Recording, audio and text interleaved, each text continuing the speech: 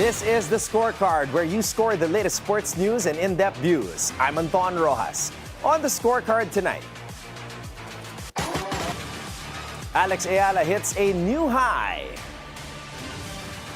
Jonas Magpantay, the silent killer from Bansud Oriental, Mindoro, is your Qatar 10-ball World Cup champion. Ohtani shines, Yamamoto stuns. Japan celebrates a golden age of baseball. Obiri breaks women's NYC marathon record. Kipruto wins men's race in photo finish. In the NBA, Luka's triple-double powers the Lakers past the Heat 130-120. And Sheila Salaysay has all the details on the special homecoming of Team Philippines from a successful campaign at the Asian Youth Games.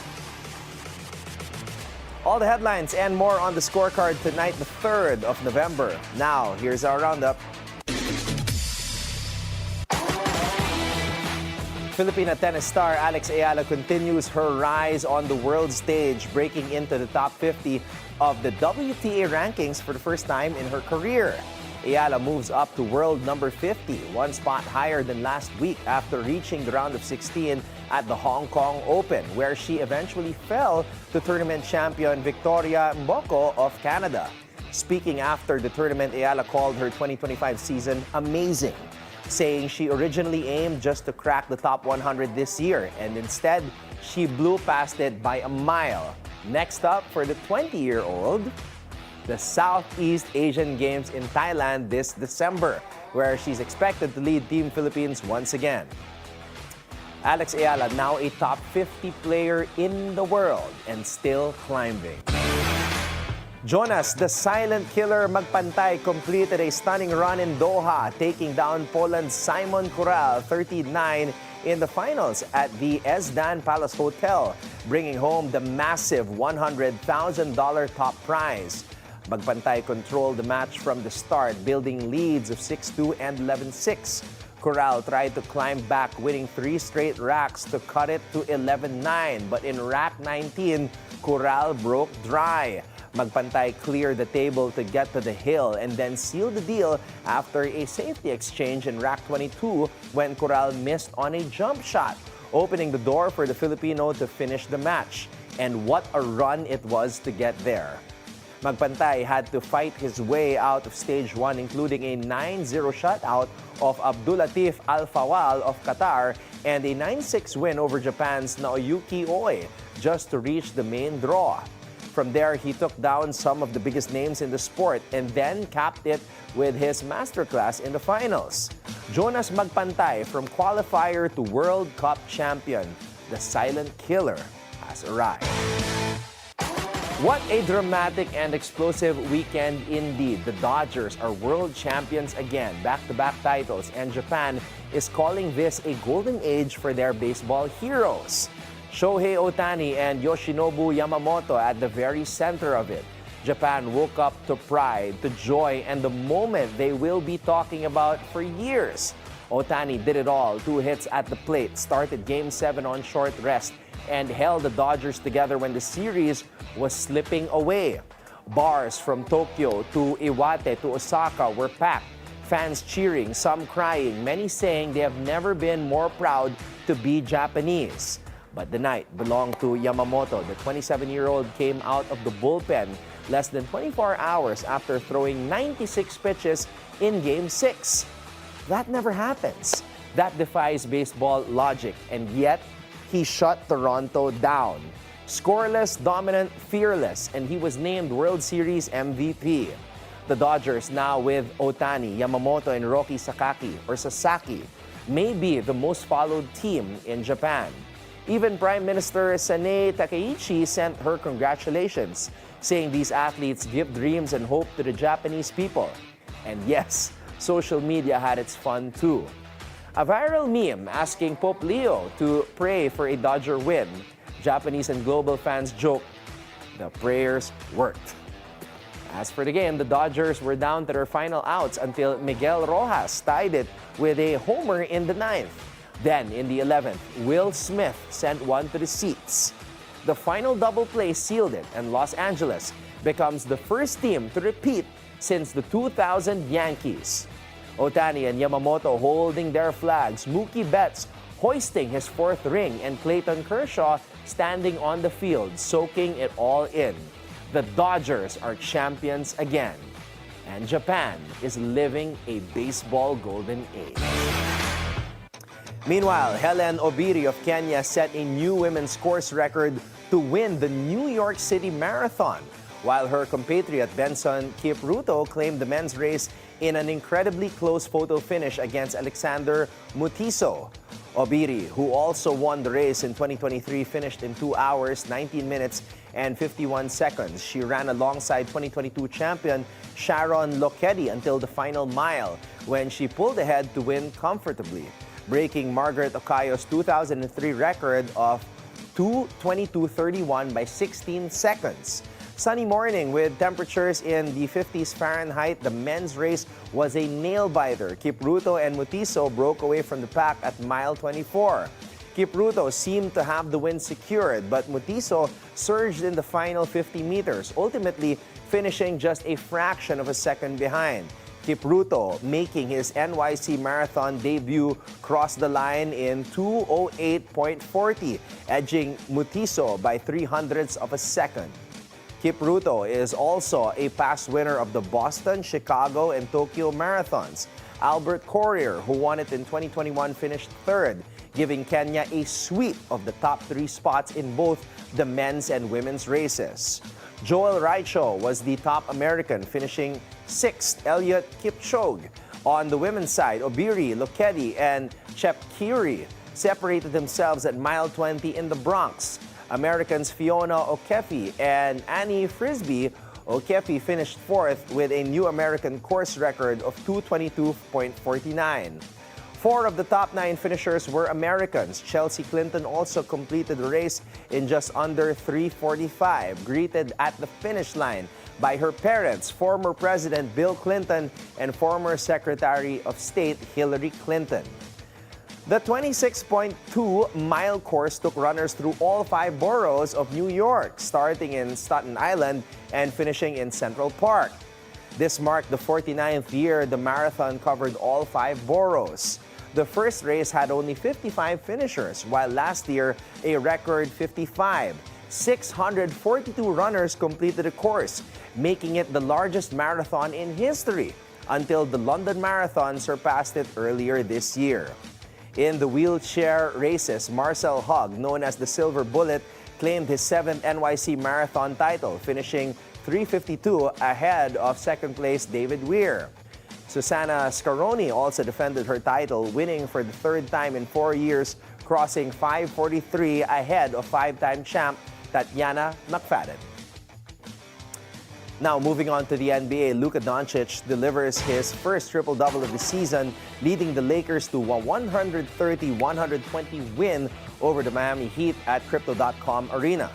29 points, 11 rebounds, 10 assists, even with a rare off night from deep, just 1 of 11 from 3.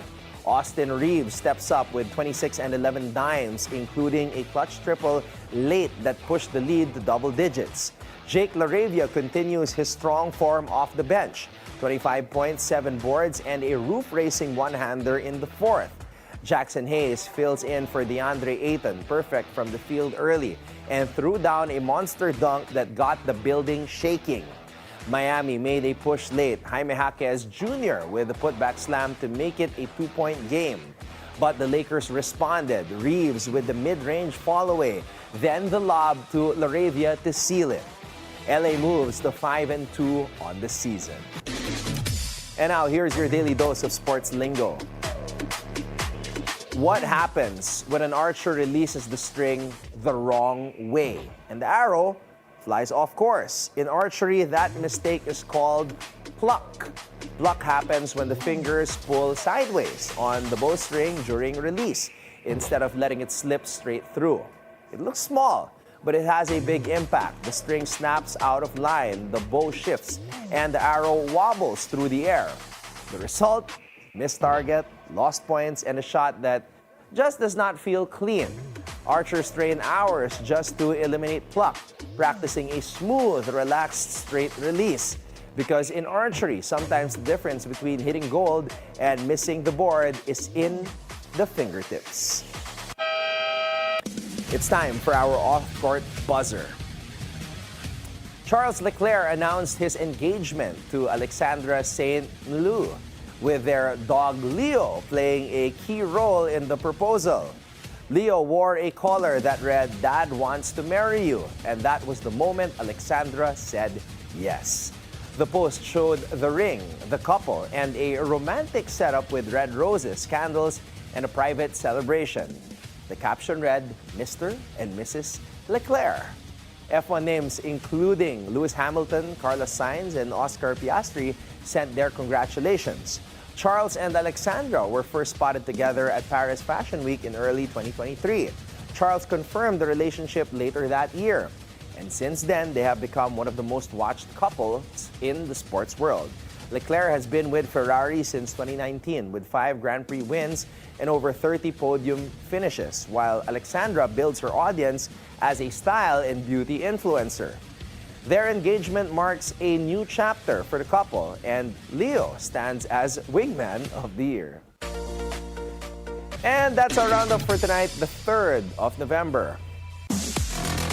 Up next, Sheila Salaysay has all the details on the special homecoming of Team Philippines from their successful campaign at the Asian Youth Games. When we return right here on The Scorecard.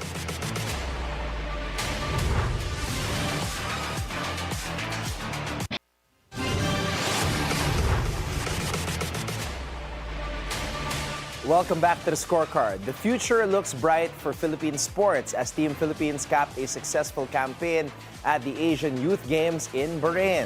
Sheila Salaysay has all the details of the special homecoming welcome they received from the Philippine Sports Commission and the Philippine Olympic Committee. Check this out.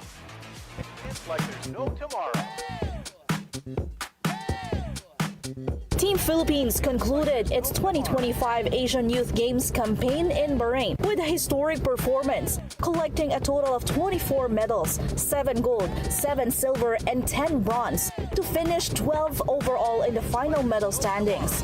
A special presentation of athletes was held in Parañaque this afternoon, where all medalists were formally introduced to the media and honored for their outstanding achievements. Leading the ceremony were Philippine Olympic Committee President Honorable Abraham Bambol Tolentino, Secretary General Attorney Wharton Chan, and Philippine Sports Commission Chairman Patrick Pato Gregorio, who all praised the young athletes for bringing pride to the nation.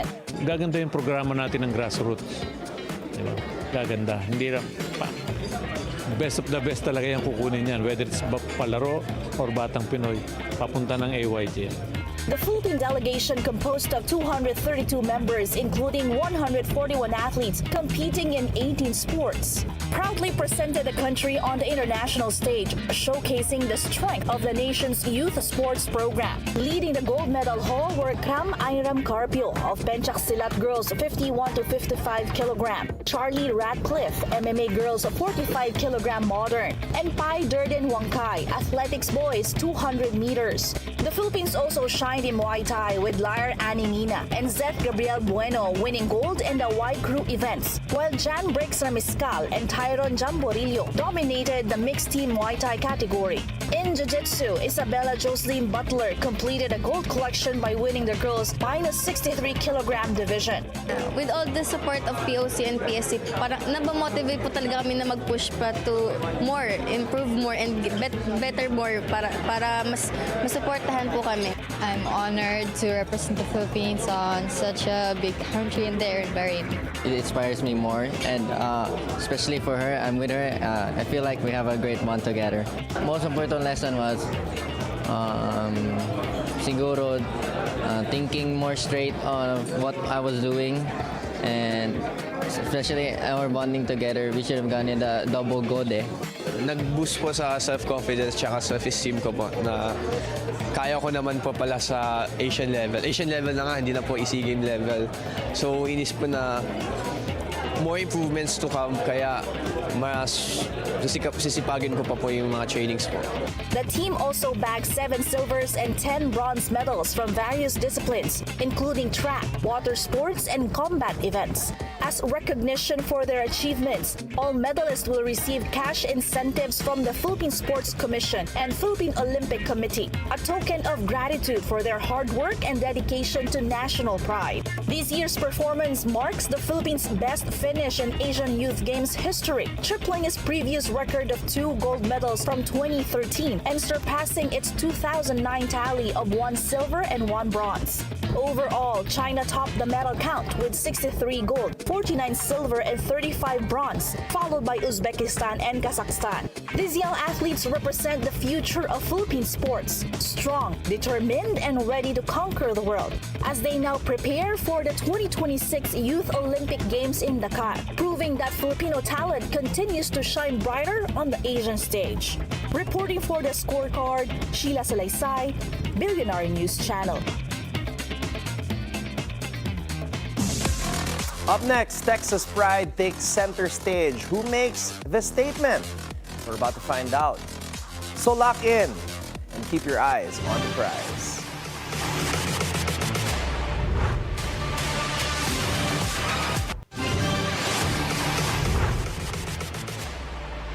Welcome back to the Scorecard. It's time to keep your eyes on the prize. All right, so tomorrow down in Houston, it just isn't a regular stop.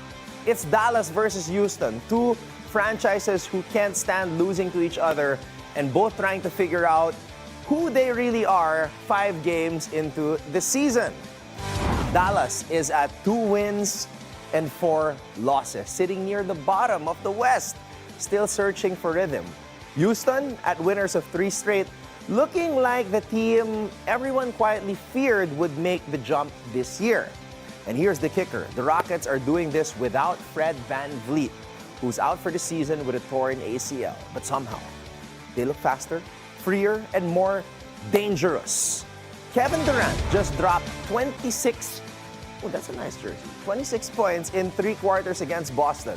And that's not a typo. He didn't even play in the 4th. Houston shot 57% in the first half and won by 27. Now, this version of KD looks like he's having fun again, smiling, mentoring Amen Thompson, and letting the game come to him. Speaking of Amen, 17 points, 9 rebounds, 8 assists. That kid is everywhere. 17 points, 9 rebounds. I repeat, pushing pace, rebounding like a wing, and defending like he's been in the league for a decade. Now, when you pair that with Sengun's all-around brilliance, 16, 10, and 9, this Houston team suddenly looks, what's the word? Organized. And that's not a word we used to describe them last season. Meanwhile, Dallas, it's been messy. The trip to Mexico City turned into a nightmare. Jalen Duren dropped 33, and Cade Cunningham handed out 18 assists like it was a shoot-around. The Mavs got outscored 35-17 in the 4th, and Jason Kidd looked like a man rethinking everything. Anthony Davis still out with a leg injury. No Kyrie Irving, Lively, all sidelined. That's a lot of missing firepower, which means the remaining roster has to carry everything. Rookie Cooper Flagg, he's got heart. 16 points against Detroit, but it's hard to ask a teenager to stabilize a roster that's trying to rediscover itself. Now here's the chess match. Houston's got momentum and chemistry. 3 straight wins, locked in defensively, and led by a superstar who's aging like fine wine. Dallas, they're trying to survive the storm, hoping their young players don't burn out before December. Now if the Mavs win this, it's not gonna be because of depth. It's because someone steps up and pulls off one of those I'm still that guy nights. But if Houston keeps rolling like this, we might be looking at a team that's ready to shake up the West earlier than anyone thought. So yeah, call it a Texas heat check. The Rockets are hot, confident, and humming with energy. The Mavs, they're bruised, tired, but still dangerous. 2 different arcs, 1 explosive matchup, and we'll find out if Dallas can stop Houston's climb or if KD's Renaissance Tour keeps rolling right through them. And here is your game breakdown for tomorrow's action.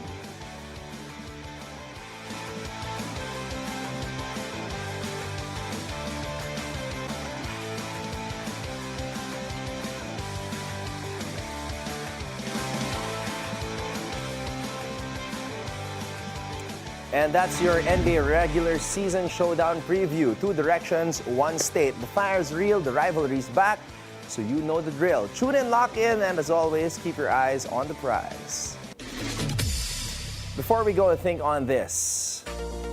From one of the greatest point guards of all time, known for his exemplary court vision, passing skills, and leadership, a 5-time NBA champion and member of the 1992 Dream Team, Magic Johnson once said, "In life, winning and losing will both happen. What is never acceptable is quitting." And with that, thank you for joining us tonight. We'll see you again next week on The Scorecard, where sports is our business and business is our sport on the Bilyonaryo News Channel. This is Anton Roxas. Have a blessed evening, everybody. Good night.